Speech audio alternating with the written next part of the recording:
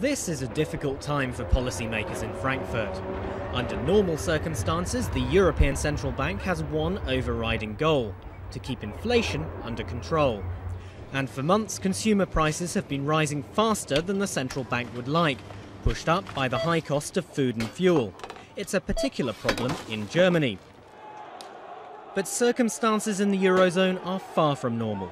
Greece is widely expected to default on its debts despite harsh cuts in public spending, which have triggered rioting among a resentful population. Larger European economies like Spain and Italy are also struggling with high debts and low growth. So the ECB is under pressure to cut the cost of borrowing to boost growth, despite the risk inflation could rise. The problem for the ECB is that the Eurozone is slowing markedly and there's growing concern about funding availability for banks. So they've got to take a whole overview of what's happening in the Eurozone economy.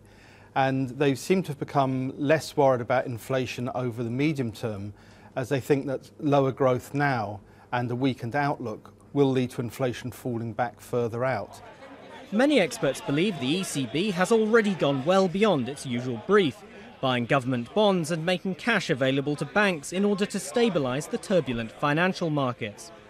That makes it harder for the financial power brokers of Frankfurt to resist calls to cut interest rates, even if that means temporarily turning a blind eye to inflation.